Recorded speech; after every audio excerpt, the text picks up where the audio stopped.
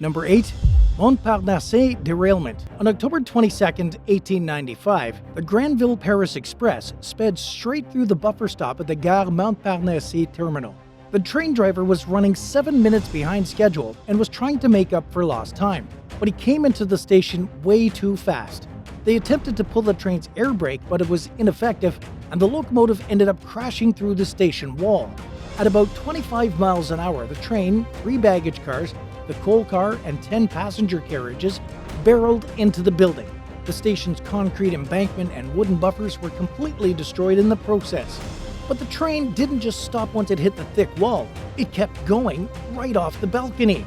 The locomotive then landed on the Place des Rennes, a building right below the station.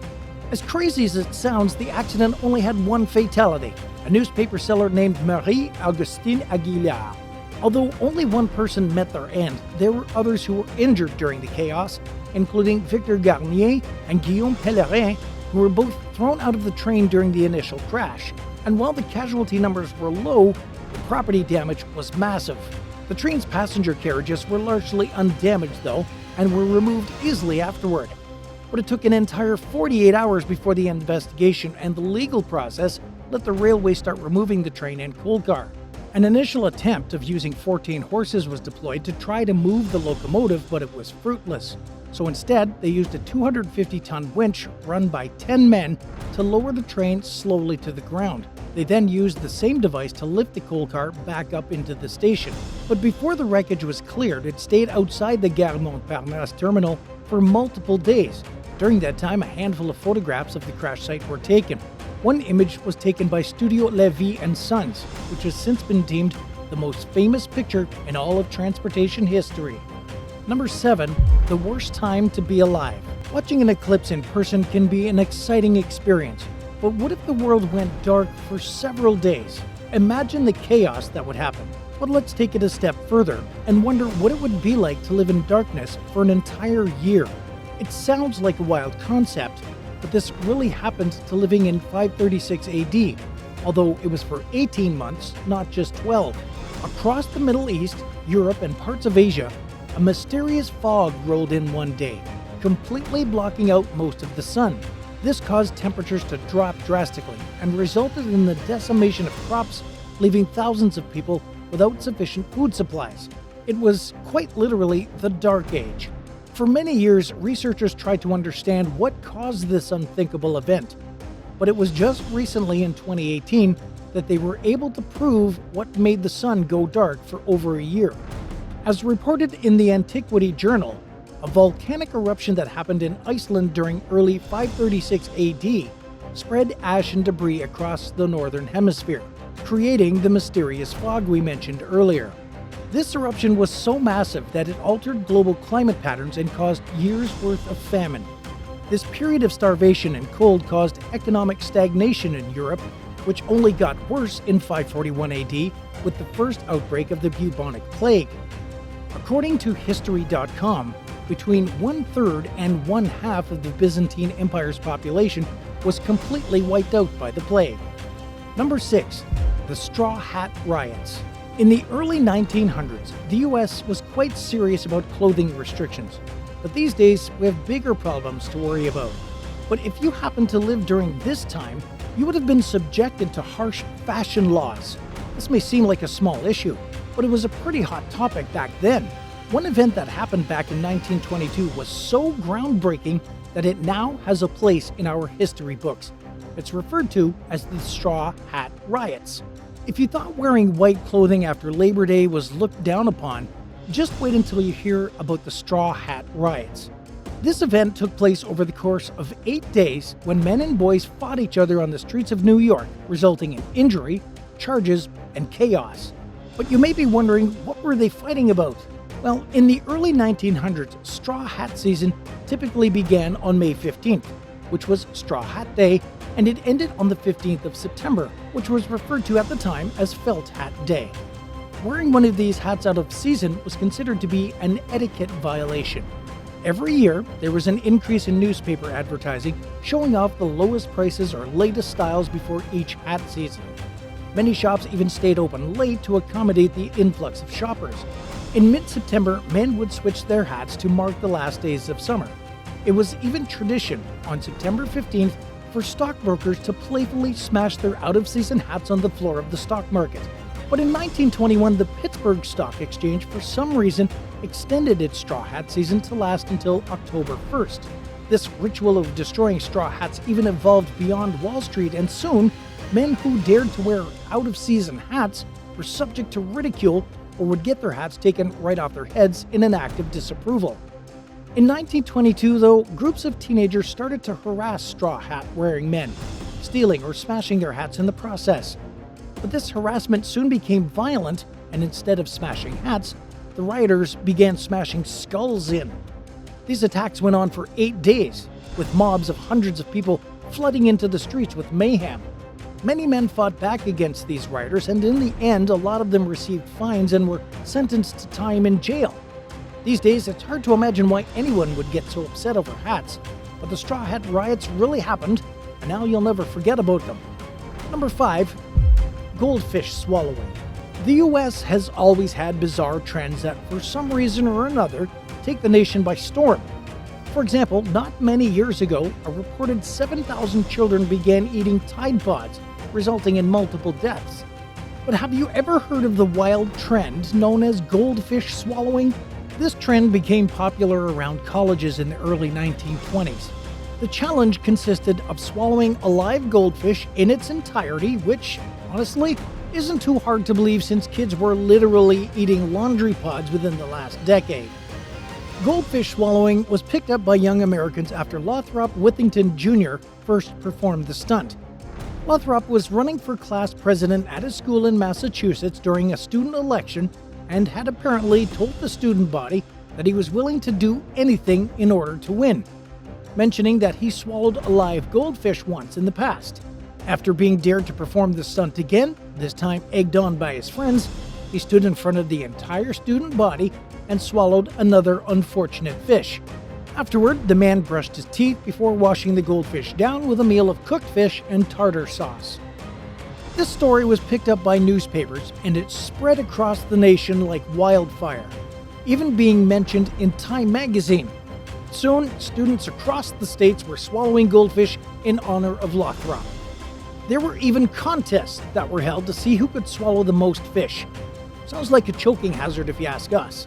But unlike many trends that just die out on their own, this one required legislative action to stop. A ban was imposed by the Massachusetts legislature, backed by the Boston Animal League, and afterward, anyone caught swallowing a live goldfish had the potential to get arrested. Do you think you would swallow a goldfish if the trend was still alive? Let us know in the comments below and subscribe while you're there. Number 4. Pole sitting. In another strange trend that tore through the US, people started sitting on the tops of poles for extended periods of time. This quickly became known as a way to test endurance. This was a fad that gained popularity once again in the 1920s. Around the same time, people were swallowing fish for sport. Pole sitting was initiated by a former sailor and stunt actor, Alvin "Shipwreck" Kelly, who performed the feat as a publicity stunt or a dare. The man's first pole sit happened back in 1924 and lasted 13 hours and 13 minutes. But the act was soon picked up by others, and it became a widespread trend. In 1929, Alvin "Shipwreck" Kelly performed the stunt yet again, this time lasting a whopping 49 days on a flagpole in Atlantic City, New Jersey. This record was beaten, though, by a man named Bill Henfield the next year in Strawberry Point, Iowa, when he sat on a pole for 51 days and 20 hours straight. He would have lasted longer, but a thunderstorm apparently forced him to get down. Pole sitting was mostly restricted to the 1920s, but there were a few who tried holding the record in the years that came after the Great Depression. The current record for time spent on a pole is held by H. David Werder, who, in a protest against the high prices of gasoline, decided to spend 439 days on a pole from November 1982 to January 21st, 1984. Number 3. Alcohol poisoning. The government doesn't always want the best for us. This was clear in 1926, when the U.S. federal government decided to increase the amount of methanol required to make industrial alcohols. At the time, people in the States were making their own bootleg liquor using methanol in a stand against prohibition. But legally preventing the manufacture, transportation, and sale of alcoholic beverages didn't go over well with Americans. So in another effort to discourage citizens from drinking, the government basically poisoned anyone who disobeyed the rules. But increasing the amount of methanol in alcohol didn't stop people from drinking the dangerous liquid, and as a result, many lost their lives. According to PBS.org, 1,000 Americans died every year during the Prohibition thanks to the effects of drinking tainted liquor. The illegal trade of alcohol also saw a huge rise during Prohibition, making criminals out of millions of Americans who were just supporting their right to drink freely. Eventually, jails and courtrooms were overflowing, and the legal system in the U.S. couldn't keep up. So the judicial system used plea bargains to clear hundreds of cases, making it common practice in American courtrooms for the first time. And although enforcing prohibition was a mistake, it wasn't officially repealed until December 5, 1933. Number 2. Bizarre proposal. In 1973, while speaking to top envoy Henry Kissinger, Mao Zedong made a proposal to send a whopping 10 million Chinese women to the United States, according to documents that were released by the U.S. State Department. The dictator apparently said that he thought such a large immigration could kickstart bilateral trade, but at the same time, it also had the potential to harm the U.S. with a population explosion, similar to Zedong's home country. This is all based on documents that covered ties between the US and China from 1973 to 1976. During a long conversation that went deep into the night at Zedong's residence on the 17th of February 1973, the cigar-smoking dictator spoke about the dismal trade happening between the two countries and how he wanted to improve it. Zedong even referred to China as a very poor country, but said what they did have was an abundance of women. He initially suggested sending thousands of Chinese ladies to the U.S., but after thinking carefully about his words, he increased his proposal to 10 million. This insane number was taken as a joke by others at the meeting, including Chinese Prime Minister Zhou Enlai.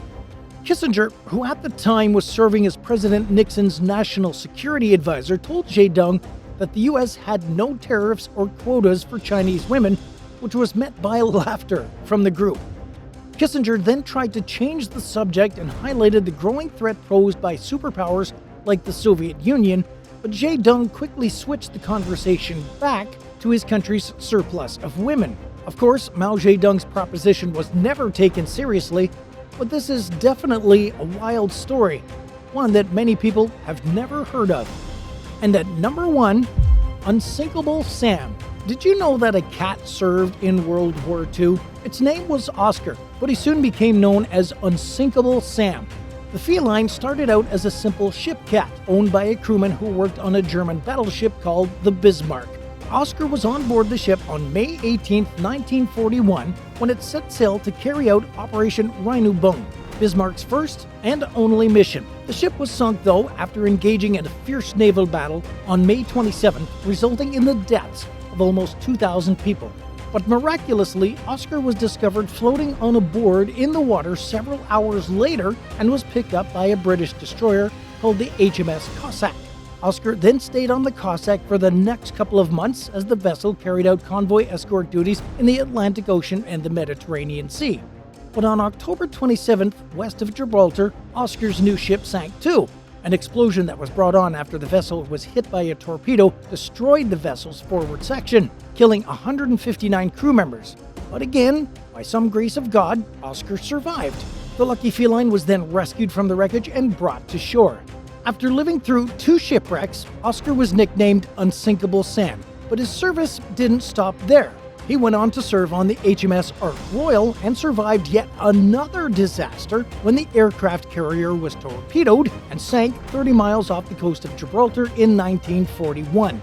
Afterward, the cat was transferred back to the UK, where he lived out the remainder of his life in the quiet home of a Belfast seaman, passing away in 1955. Would you rather be in the room for the lassoing of President Eisenhower or see the Montparnasse train derailment of 1895? Let us know in the comments down below, and if you like this video, be sure to leave a like and subscribe to the channel. Thanks so much for watching. We'll see you in the next one. Bye for now.